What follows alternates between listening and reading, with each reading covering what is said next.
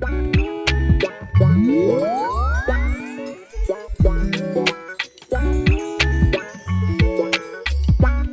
everyone to another episode of Especialmente Normal, International Edition. I'm Madalena, we have here Filipa, also Thelma, and our special guest of today is Sean. Welcome, Sean. Thank you for coming.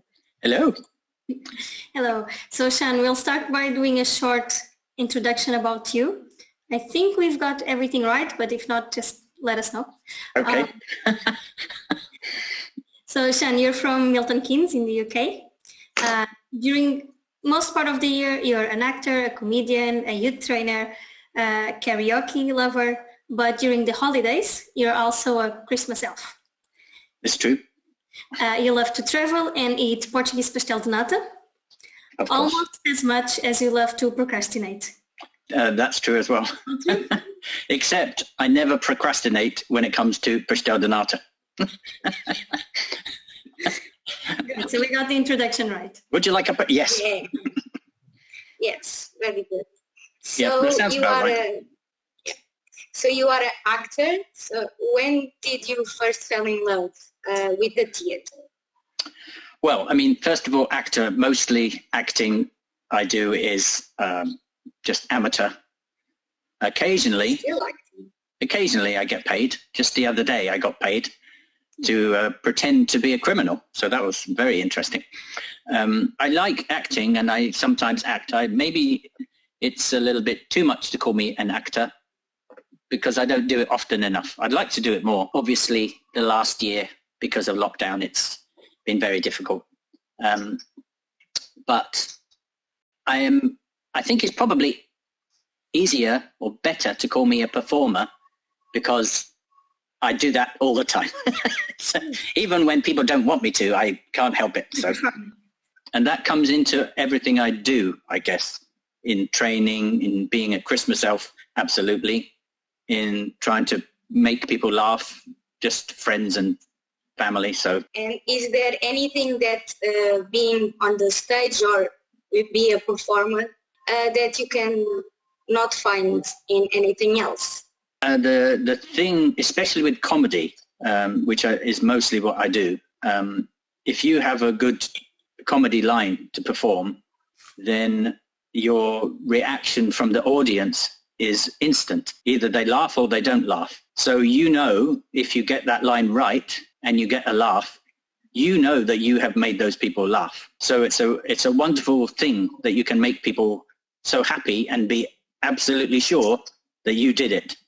So that's a really, really nice feeling. It's hard to get that. In life, you can get it. I can make people laugh, and that's lovely. But when you make a whole audience laugh, and they're sitting there waiting for you to make them laugh, it's a lovely feeling. I said before in a few shows, if you could capture the electricity of the performers waiting to go on stage, you would power a hospital. There's so much. It's amazing. So you can't get that anywhere else, I don't think, apart from performance. Like when an audience laughs like that, it's very genuine. It's not, you know that it's heartfelt. Yes, exactly. And if you do the kind of roles I like to do, they're maybe a bit more of a character, so you can play with the role a bit and you can take the line a lot further maybe than it says in the script. You can leave a bigger gap or you can add a kind of a strange way of saying it. So you know it's your line. So I like that a lot. So do you prefer comedy to drama? Yes, I do. Yeah. The thing with drama, the feedback comes much later or you don't get the feedback. But comedy, it's instant. It's the most instant form of performance, I think. Maybe magic is the same because you get a reaction. Feedback right away. Yeah. If they are enjoying or not. Yeah, especially if you're performing magic to dogs. They're great.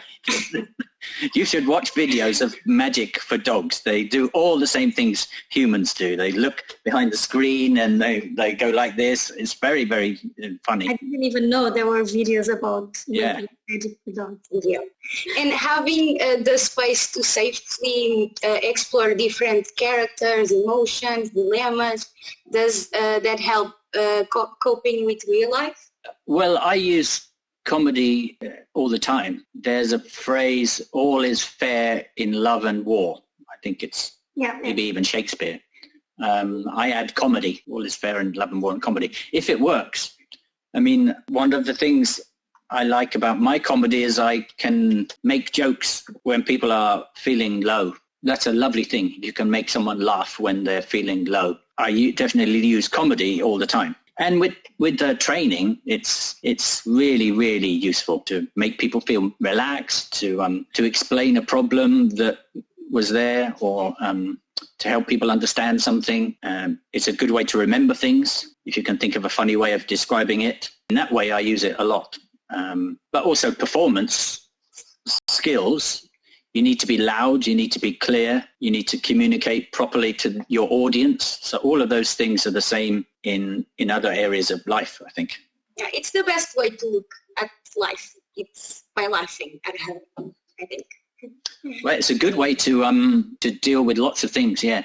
If you laugh in the face of problems. Like I remember I said to my son one time, I think, if you have a bad day, you can be in a bad mood, or you can accept it's a bad day, maybe laugh at how bad it is. The next time something bad happens on your bad day, actually it makes you laugh. Oh, there you go, another bad thing. It's definitely a bad day. What else could happen? And you can imagine what else could happen. So nothing surprises you. It doesn't mean I'm not ever sad or depressed or down, because I definitely am, but humor really helps. You do a lot of work as a trainer and a youth worker. And most of the things you do, if not everything, is based on non-formal methodologies. How and when did you realize how powerful these were as a tool? Well, I was a part-time youth worker when I was still in school, so I was helping as a volunteer. Then it was more social kind of activities for young people. There was a thing that we called then social education. I liked that, but I think it comes from something deeper. I don't like telling people what to do, so I'd rather help them to find their own answers by giving them some suggestions or asking them questions. I think it's much more effective. It could be lots of things. I remember when I was very little, maybe 10 or 11 or something like that, my mother had a book because she used to help in safe houses for women who've been abused by their partners. And this book was called Scream Quietly or the Neighbors Will Hear You. And I remember being very, shocked or a bit affected by that book. So it's probably not a good book for a 10-year-old or 11-year-old to read. I don't know how old I was, maybe older. But and my mum was always of the belief of treating other people fairly and everyone being the same and so on. Maybe some of it came from that. Also, some of it came from I probably wasn't anywhere near as confident when I was younger as I am now. And I wasn't strong and I wasn't the cool kid or anything like that. So the idea that I would be telling people what to do wouldn't even have come into my brain, I don't think. So non-formal education fits much better. I also think that I knew it wouldn't work on me, formal education. I mean, about facts, yes, but a formal way to try and teach social skills or to try and teach confidence, or I think from very early on I would definitely have decided that was a ridiculous idea. You couldn't do it formally. And you do know a lot of dynamics and games and loads of stuff. So where would you say that you've learned them, and who or what inspires you, or where do you got this knowledge from?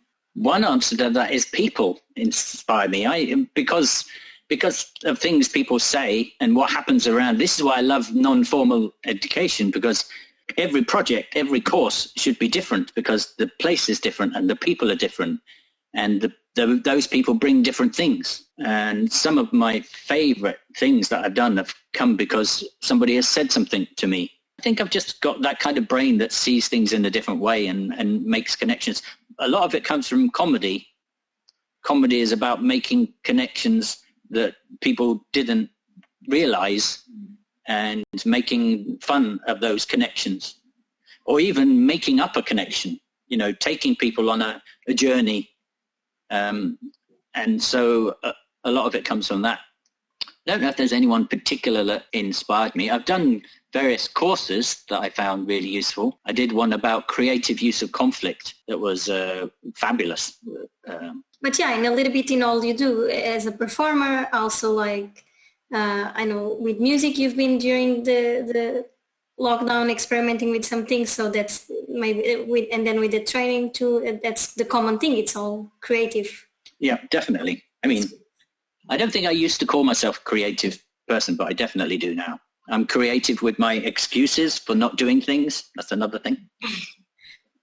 Yeah, you were saying that people inspire you, and I think because we all in this group, all four of us here, we do have experience with using non-formal methodologies and dynamics, and I think that's at the same time the most challenging and also the most rewarding part of working with non-formal education is that you can have the same exact plan or the same exact activity that has worked with 10,000 groups, but you never know if it's going to work or not with the next group.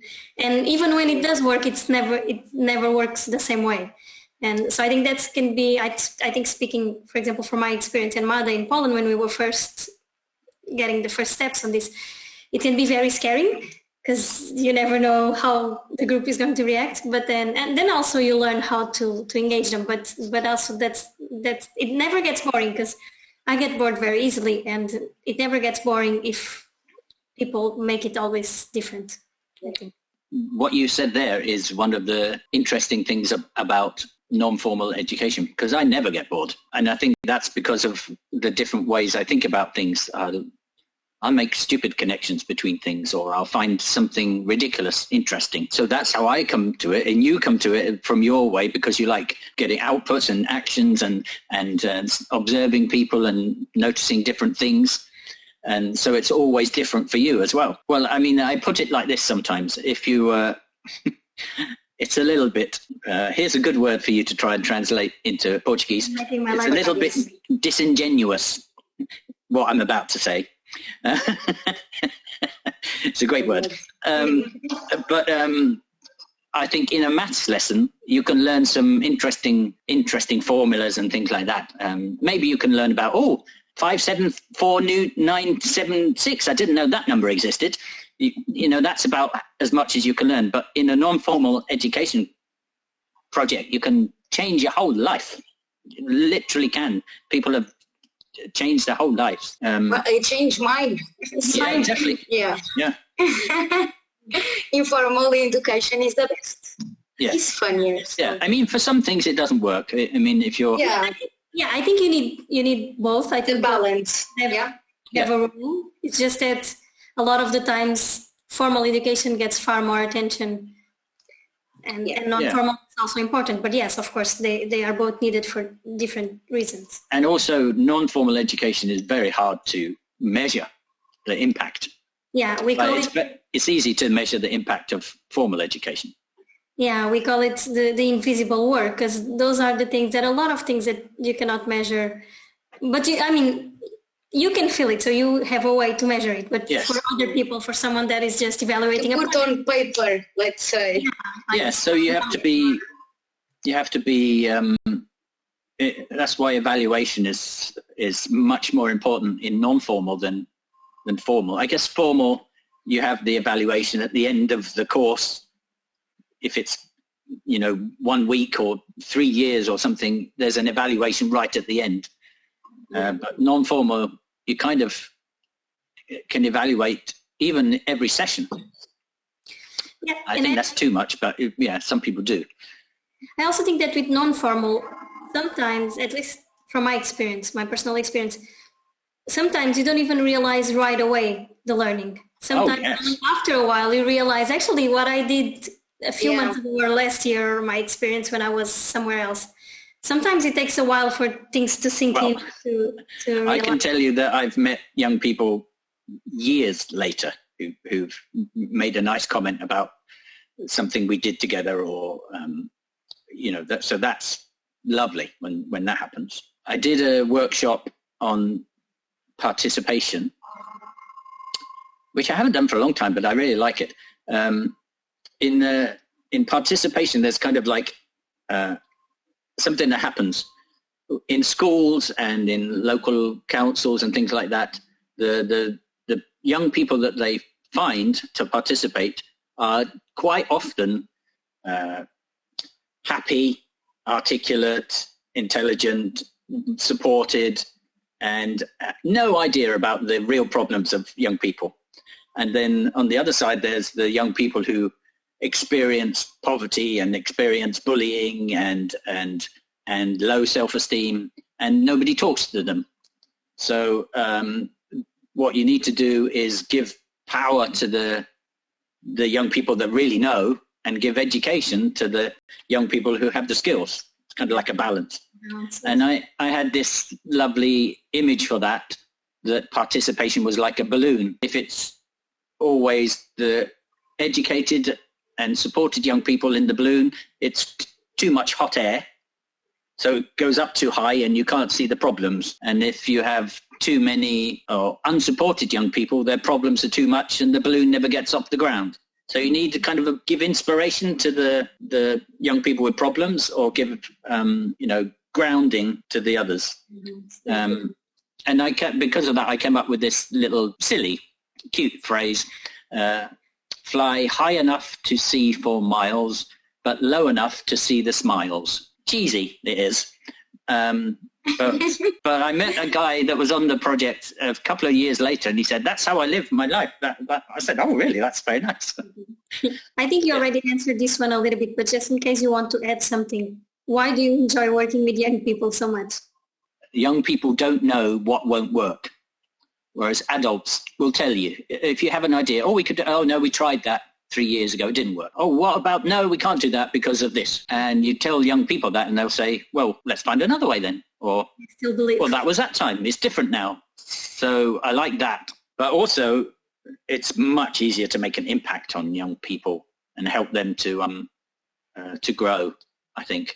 I mean, a lot of that stuff will apply, but maybe young people need it a bit more. They need a kind of an adult person who can share experience and wisdom and a different point of view, because quite often they're in conflict with other adults at school or home or authority.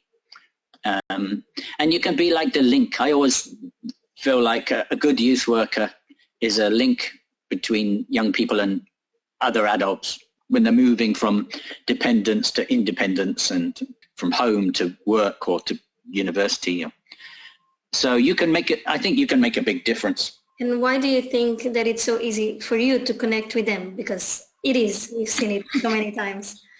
Well, I you're one of the, when there's a group of young people, they're like, you're one of the gang. Comedy.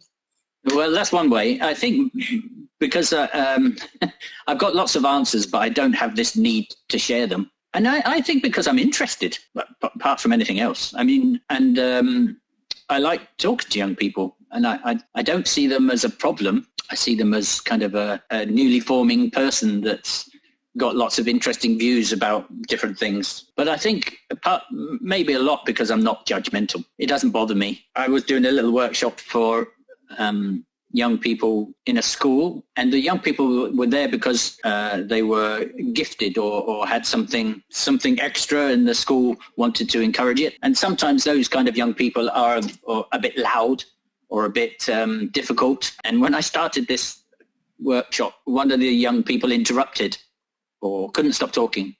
And a few of the others said, oh, it's always like that. He's always interrupting the things.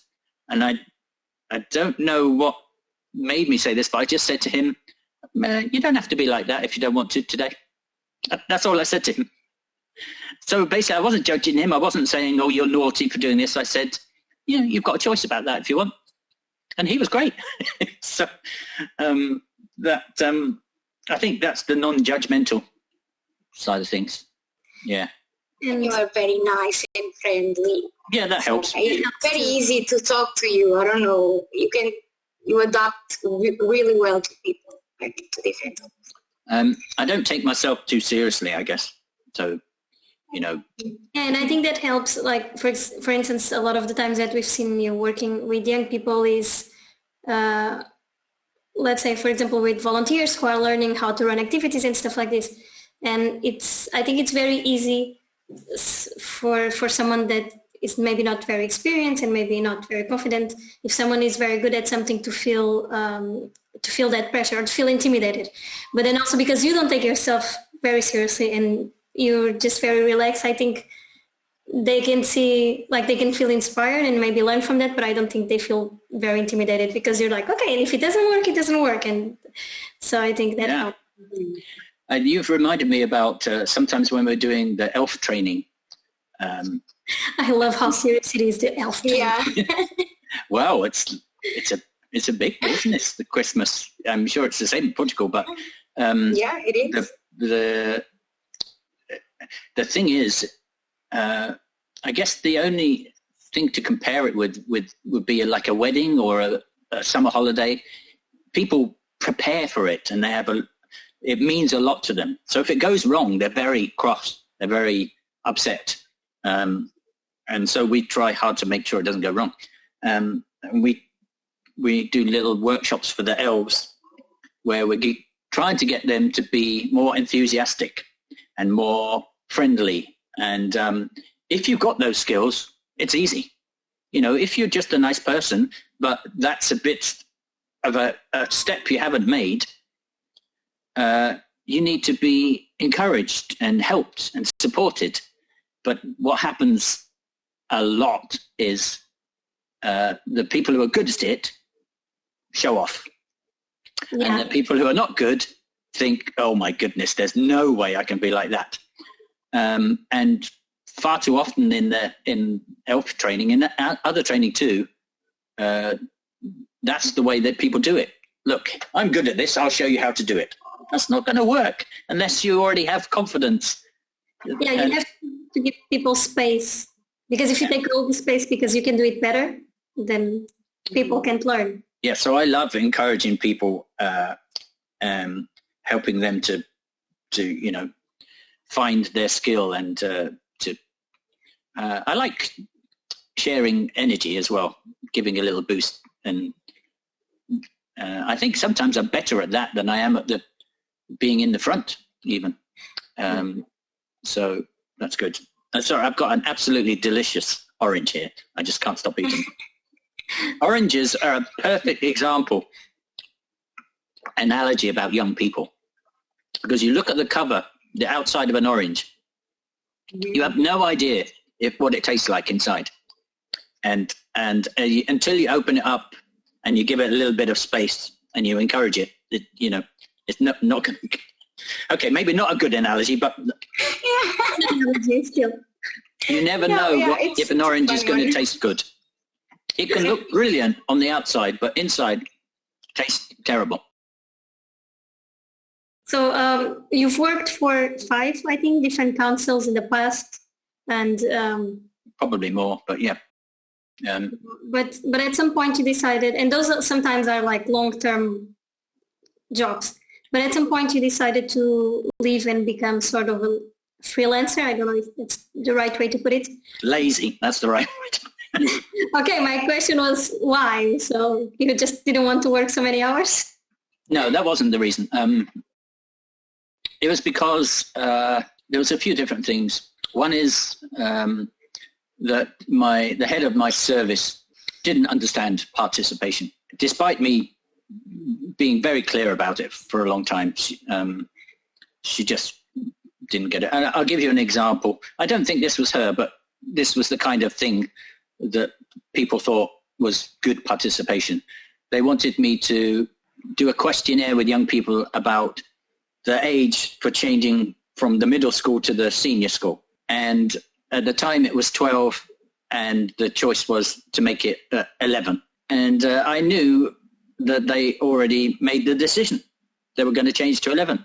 So I said, no, I'm not going to ask young people their opinion when you already made the decision. That's not participation. That's tokenism. But also they would have young people on a committee full of adults. They wouldn't help the young person prepare. They wouldn't make sure the young person had a say. They wouldn't help the young person to be confident. They wouldn't translate all of the high-level phrases that the people use. And there was too much of that. I didn't like it. That was one part. The other part was that I was managing 8 people, and there was 5 different funding streams for these people. There was 3 or 4 different assessment criteria, and so very mixed group of people. There was an anti-bullying worker, a worker for black and minority young people, a worker who was working with young carers, helping to look after their family. And I was also doing some face-to-face work with young people, and I was also doing some strategy work with assistant directors, 3 or 4 levels up, and I had no manager for a while because my manager was ill. I got more praise for cleaning my desk one morning than I did for managing all of that for a year with no manager. And I thought, this is an organization that has very different views of things. I'm out of here. Yeah, I'm out of here, yeah. And it was a good time to go. It was 2007, and I could have done something. Somebody said something really nice to me when I was thinking about it. He's a great guy, really creative. He managed 2 very well-regarded local organizations. And I said to him, I was thinking about going freelance, but I'm not sure. And he said, well, I did it and I really like it. And I said, yes, but you had a reputation for running these 2 really important agencies, and I don't have that reputation. But he said to me, yes, but you've got a reputation of being a really nice guy, and people will want to work with you. So there was a lot of that. But I didn't plan it properly, and I didn't push myself enough. I just enjoyed myself a bit too much. Yeah, that's exactly what the next question is going for. You haven't had like a fixed job. A real job. No, it's still real. I don't want a not real job. It's still, but not a fixed job for at least since I know you, but apparently much longer than that. 11 years, I think it is. Yeah. No, it's longer. It's it's longer because we've met you in 2014. So you're talking about 2007, so that's way longer. Yeah, I had a couple of real jobs in the middle. So both of those were just for a year. So still, it's a long time. But you actually are about to start a new job, like a 9 to 5, maybe not 9 to 5, but no, not 9 to 5. No, full-time. Let's call it full-time job. So why did you make that decision at this point in your life? Well, I guess if I'm honest, mainly because I'll get more money. It's important to... A lot of the times I got paid work and voluntary work was in the EU, and now Britain is no longer in the EU and no longer in the Erasmus program because the people running the country are idiots. Have no idea of the basic understanding of the word exchange.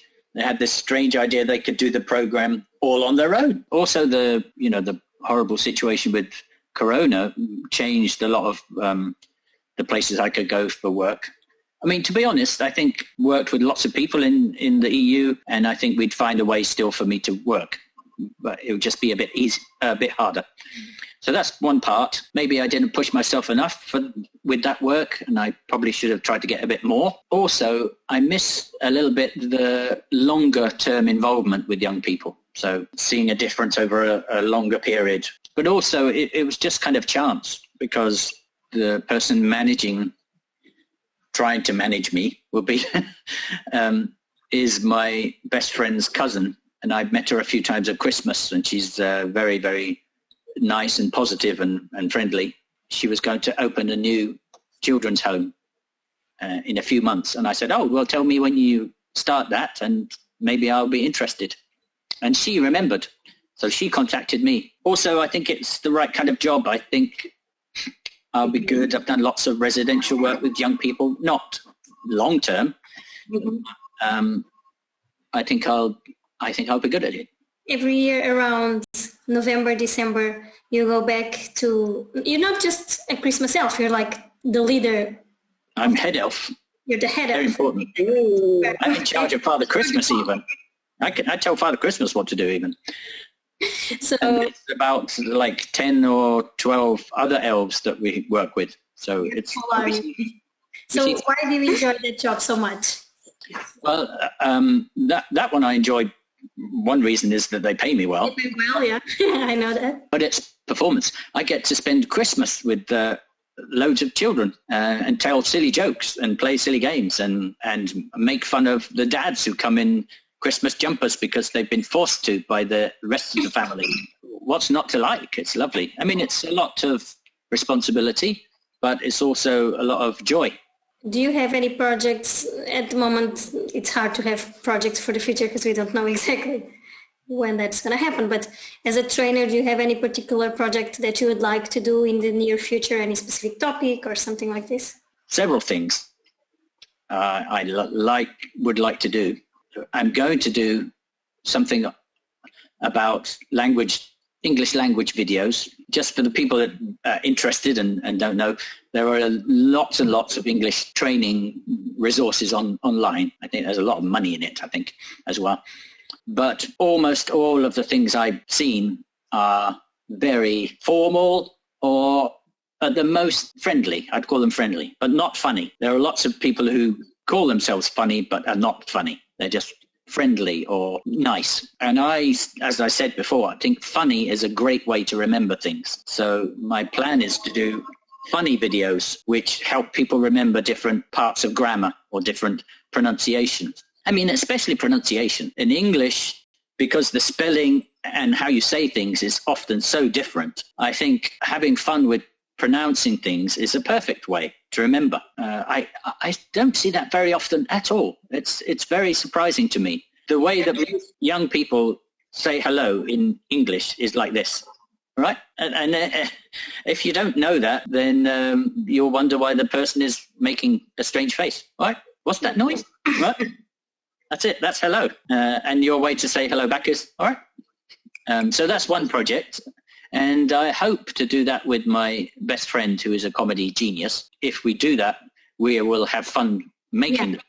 Between the two of you. Yeah. But even if he doesn't want to get involved very much, maybe just like a guest star, then I still want to do that. Because every project I do, every European project I do, I get asked questions about, why do we sometimes say the, and why do we sometimes say the? Oh, that's interesting. I needed to think about that myself, because we say the animal, but we say the dog. So if it starts with a vowel, we say the. It's a great idea, and please let me know when they are out, because I'm also mentoring some students about the English, and even for me, you will be useful and a fun way to learn. So please do. Yeah, well, I think my research has shown me that often the videos are really long. I can't believe how long they are, some of these videos, with like presenters talking so much. I mean, I like to perform, but I know your audience. This is an audience that doesn't understand perfectly English, so just be clear. And also I think it will be fun. I want to make them interesting to watch. Like the phrase gonna, we say gonna. What did you say? Gonna? What's that mean? I mean, what are you going to do? But we say, what are you going to do? So for that one, I'll sing the song Bad Boys by Will Smith. Bad boys, bad boys. What you gonna do? What you gonna do when they go? Yeah. It's a way to remember. Don't spoil it. Okay. You are spoiling it. No, it's not spoiling it, because there's a extra joke that I'm going to put. Okay. So I won't tell you. Okay. Just a teaser. Okay. Yeah. Exactly. There's at least two others. I need to do this project. Well, both of these projects I need to do. An Erasmus project where you don't have to speak English. Yeah, I think we even tried to apply for it. I think it's a great project. I need to work out the way to sell it to the decision makers, because there must be thousands of people who work in youth projects around Europe who can't speak English, but are brilliant with young people. And also for the ones that can, because I know that a lot of the times, and you might notice that too, in exchanges or with international volunteers or even in trainings, a lot of the times the people that have most trouble in the group to communicate are the ones that are either native English or that speak English very well, because they don't know how to communicate any other way or to simplify, because they're used to everyone around them speaking their language. Yeah. Yes, we all know. Even for those people, it's probably useful for them to learn to do it without the language. Definitely. I mean, when we've worked in Poland, I've said to the people who are very good at English, more than one time I've said, I am the best at English here, and I speak slowly and clearly. So if I'm doing it, I think you need to too. And so that's one thing. And with this project, I want to explore the different ways of communicating, theatre and comedy and mime and logos and international words and face expressions. There are so many different ways you can communicate without being brilliant at English. And in a way, this project would be the most difficult for me in one way and the easiest in another, because I would want to prepare every session in every language. So the task in each session would be in the language of everyone that comes, so they know. And we would use Google Translate, and we would use people who speak more than one language and play language tennis, Yeah. You have the game Broken Telephone. Mm-hmm. Well, you could play that with different languages going along the line and see what people say at the end. I think it would be a brilliant project. Yeah, and I think because I've used and I've tried a few of those activities like in different contexts, but I think to have a whole training just focus on that, I think that would be really awesome.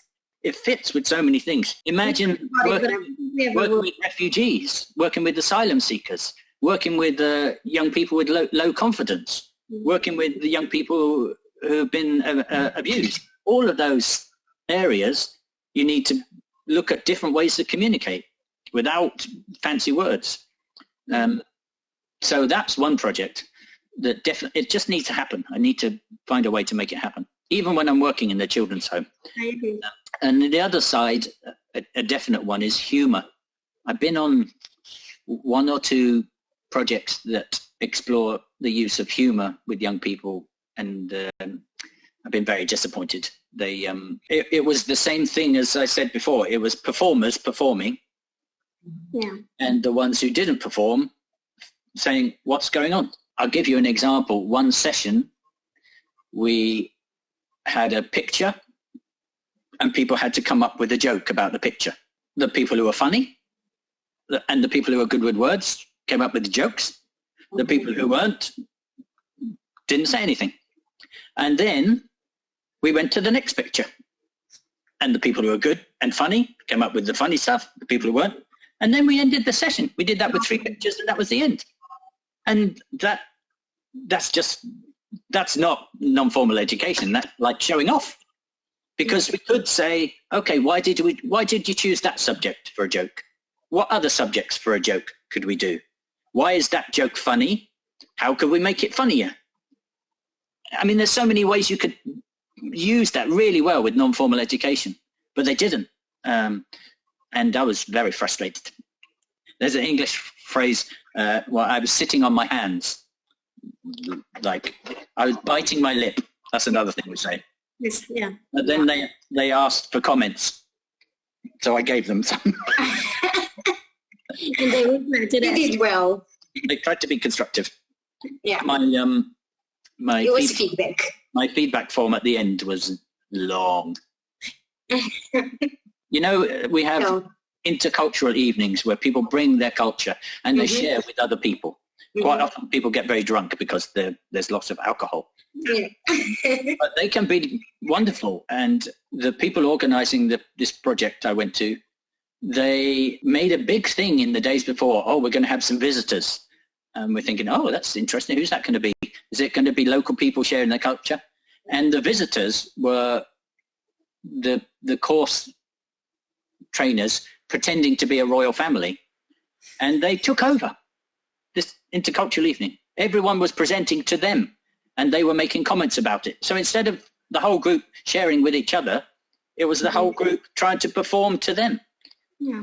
Which again made me feel very uncomfortable. But so I want to do one which is really about sharing humor and what we find funny and how we can use humor. It sounds great. Yeah, those two we can join with me as well. And improvising skills as well, because I think improvising skills are very useful. And you can use them for comedy, but they're also useful in other ways. So maybe it's enough talk, work talk. Let's change a little bit. So you have been a vegetarian for a long time. When did you make that change, and what motivated you? I don't think was I even in the sixth form. So I think I was maybe about 15, something like that. A long time ago.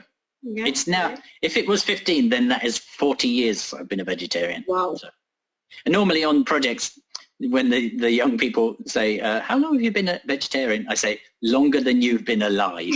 Yeah, I was just thinking that's true for everyone in this conversation. Yeah. Yeah. Yes, and my son is vegan, and I'm kind of veganarian. I'm still not sure. Yeah.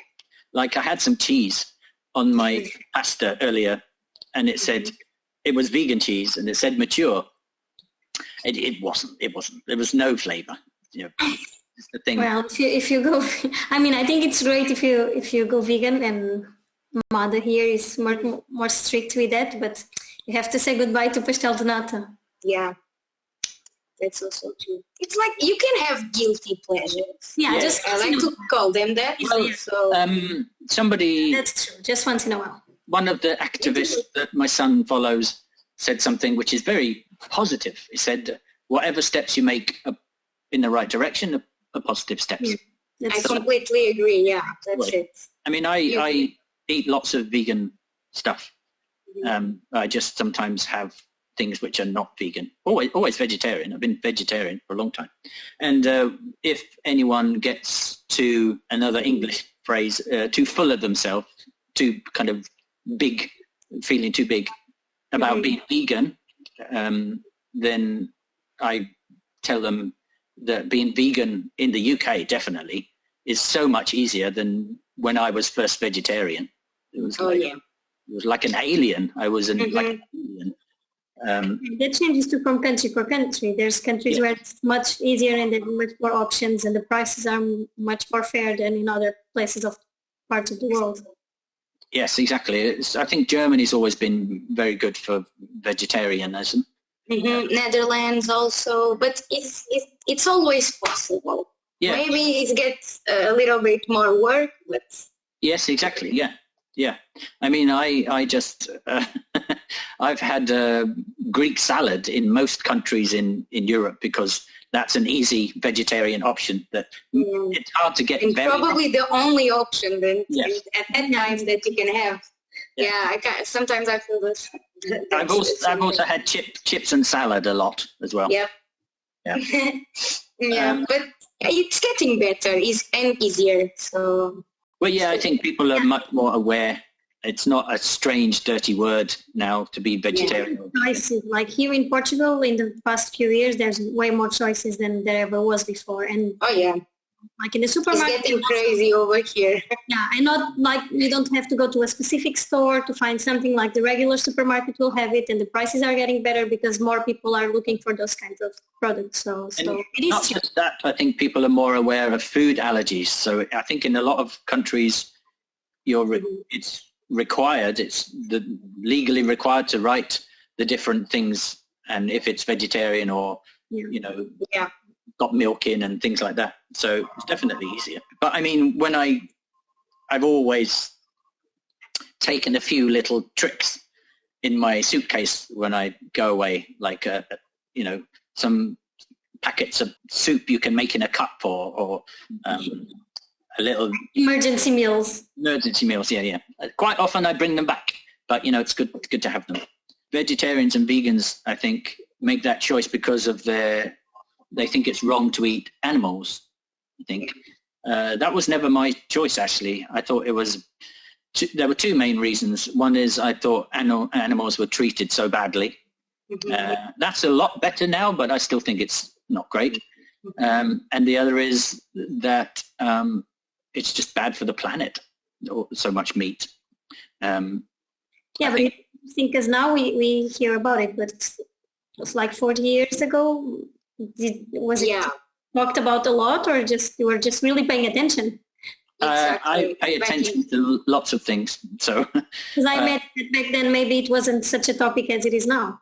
No. Yeah, exactly. Now we have so many information. You back then, it's like, congratulations, you were so, I was a trailblazer. Yeah. Right.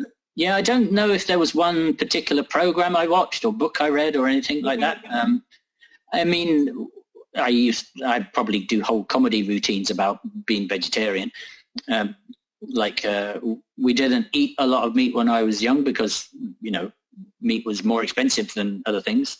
If we wanted meat, we had to, kill it ourselves or wait for it to get run over. And so that, but no, that was, we just didn't eat a lot of meat, I think. So it was easy. It was easy. But I became vegetarian when there was no McDonald's. There was no KFC when I was younger. So there were burger bars, but they were like maybe one or two in the whole town.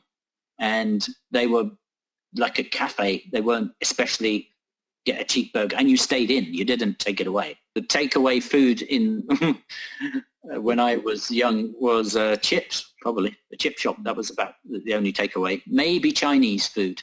Yeah. Oh, you young people, you don't know how lucky you are. It's so easy nowadays. Tell us about the past. Let's not talk about phones. Oh, gosh. Yeah. When I was young, when you wanted to go out to play or something like that, you went round to your friend's house and knocked on the door to see if they were there. Yeah. If they weren't there, you went away. So I have, let me just ask one more thing. When I think I'm on the phase, I hope it's a phase, that I like to debate with my close ones, like my family, like, you should go vegan, okay, this is very bad for the environment, blah, blah, blah, very activist phase, Did you have some type of this period on your life that you were like the annoying vegan friend? Always, well, or not really? To be fair, she's not very annoying. I think it's more common for other people around to be annoying and like, why don't you eat meat and blah, blah, blah, than the other way around. I agree. In the beginning, yes. I think it's definitely more that way. I mean, now. It's like, why do people bother if you don't eat meat? It doesn't affect you. Just let them be. Yeah. I've been on lots of courses or venues or things like that where people get more annoyed about not having their amount of meat that they want than I get about not having any choice. But I don't tend to, I would have arguments with people or discussions with people because I want to convert people or to get them to understand. But now, to be honest, now, if anyone makes a comment, I say, well, I can tell you why I'm vegetarian if you like, but if you want to have an argument, then don't bother because you've lost all the arguments. There are no arguments that meat eaters win. The only reason you eat meat is because you like the taste. There's no other reason. So don't even bother with that argument because you've lost. They can try, but then it's so easy to, oh, you need it for health. Well, tell that to the marathon runners and the athletes and the Messi and to Lewis Hamilton and and to the MMA fighters who are vegans, to Bill Clinton, who's vegan because of health reasons, and the list goes on and on and on. So a lot of athletes now are vegan too. Yeah, exactly. And if they can do it like in terms of what their body needs, then yeah. Yes. Well, that's the reason I'm vegan, to keep my athletic body. I imagine so, yeah. So you're a big fan of karaoke. We already said it in the beginning. What is your go-to song? Well, I like variety in many different things, many different ways. So the same would apply to karaoke, maybe even more so. I like sometimes trying new things in karaoke. And I have a few friends and sometimes we do karaoke just in my friend's office or a place where it's just us and you can try new things. And generally, I love the experience of trying new things because sometimes you find something you love you didn't know. And I like helping other people do that as well, being able to share with them when they try something. And also with karaoke, I like encouraging other people to have a go and singing with them because I like to sing and I can keep a tune, and then gradually pulling the microphone away so it's just them singing. I love doing that. Or singing, if it's a strong singer, I love singing harmonies with someone. As you know, we have a thing here on the podcast, and other guests leave a question for you.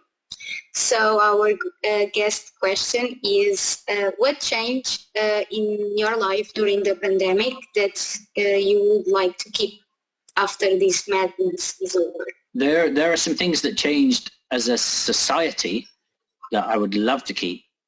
I think I can only talk about the UK mainly because I don't know about the other countries so much. I think people, before in the UK, if you asked a question about what is important, our National Health Service is always very near the top, quite often the top of what people think is important. But I think it's appreciated even more now, which I think is super important because the government often tries to cut the money for it or not pay them. I mean, already they're trying to pay the nurses and doctors a tiny amount, even though they said all along they would, reward them. Just utter rubbish what they said. The NHS, the value of the NHS, but not just the nurses and doctors, all of the cleaners and the caretakers and the whole system. Yeah, the whole system. But just generally, how important people like caretakers and cleaners are, and the people that do the jobs that don't get credit. So I hope that continues. Also, there have been so many wonderful things that people have done for others. One of the reasons why I'm sure that Brexit happened because of politics instead of real beliefs is because as a nation, the UK, so many people volunteer in so many different ways. And when we do, like last night, there was a charity night. It's called Comic Relief. Yeah. And so that raised £45 million on the night. And afterwards, it will be even more. We give so much money to charity. We volunteer so much and we care about people a lot. I think that's the real UK. I think Brexit was not real. I think it was politics, people playing with politics, and that was very sad. Anyway, so the things I'd like to keep are the being nice to people, the valuing, many more people working from home. I think a lot of companies will keep people working from home, which is great for the environment. And for me personally, I maybe did a bit more creative stuff. I'm very, very lucky that I had very little impact on me, the coronavirus, because I don't have people at home that I need to look after. No one I'm close to was badly affected by the virus, like economically or health-wise. If anything, the pandemic reminded me that I don't do anywhere near enough with my free time. So another question typical here on the podcast is, as you know, I hope you know, the name of the podcast is Especialmente Normal, that can translate for something like Especially Normal. So what do you consider especially normal? What is for you special but normal? Well, maybe it's things that they're normal because everyone has them, or it's very, very common, but they're special because people don't share them or they don't express. Like, I think that everyone has stories. So it's normal that people have got stories, but people often don't share them. And I think that's special when they share them. And I use that description when I talk about youth work. I think youth work is helping young people to understand their situation. And one way to do that is to make a little distance from their situation. And that's one reason why I love residential work, where you take young people away, and international work even more. When you when you know someone quite well and you find something new, it's like, oh, I didn't know that. Oh, interesting. When you know someone only a little bit and you find something in common, it's, I didn't know that. Oh, wow, got the same. But when you meet someone in a different country who speaks a different language and you still find a connection, then that's amazing. So I think those connections are special, but actually if we explored it a bit, they could be normal. But also I think everyone has got skills, so that's normal. But I think it becomes special when you have the confidence to share them. So for the last one, and this is one that we tell you so that you can prepare if you want. What question does no one ever ask and you wish someone would? About relationships. Nobody asks me about relationships. Are you in a relationship? Do you want a relationship? What are you going to do to get one? Nobody asks me about that. I mean, sometimes I think I don't want one because I'm quite independent and I don't want to have to think about someone else. But then other times I think I would like one. It's nice to have someone to share with, and someone, I want to go to the cinema. Who shall I go with? I don't need to think because there's somebody there. So, but also I'm quite a nice guy and I think it would be quite nice to be in a relationship with someone. But I don't know how easy it would be to find someone for me because I'd be very fussy about what was acceptable. I've got a phrase that I use to describe one quality of my ideal partner, and it would be, I want someone that I believe could look after me if I wanted them to, but I don't want them to. Yeah. So, that's one thing. I think it's very interesting that this is the question that you say nobody asks, because I think I can imagine some people thinking, I'm so bored of people asking me this question. Are you in a relationship? Do you want to be in a relationship? So I think it can go both ways. I think that's curious. Yeah, exactly. But it comes from a wider thing about people ask how you are, and I think they genuinely want to know, care about if you're not okay, but they don't really ask about what you're doing to be happy. How do you look after yourself, and what can you do more of? I'll tell you one story. A friend of mine, I mean, we're not friends now, but that's another story. She was working in China teaching English and was not happy. She didn't really get on with the culture. She felt isolated and she really wanted to leave. But she didn't have anywhere to stay when she came back. So she arranged to stay with a friend until she got herself sorted. And then a couple of weeks, maybe not even that much, but something like a couple of weeks before she was supposed to come back to England, her friend told her she couldn't stay with him because someone else was going to stay and that person had a greater need. That's bad enough to dump someone from across the other side of the world. But the person that had a greater need was her ex, someone she used to be in a relationship with. And she was describing this to me and said people had said to her, oh, don't worry, you'll find somewhere. And I said to her, what? Why aren't they saying, what a bastard? What a thing to do? She said, oh, God, I'm so glad you said that. I thought I was overreacting. I said, you must be joking. I think that's a horrible thing to have to deal with. No wonder you're angry. Sometimes you need to, be honest with people and say, put a label on something. Yeah, for sure. And I'm happy to do that. So I'm quite useful in that respect sometimes.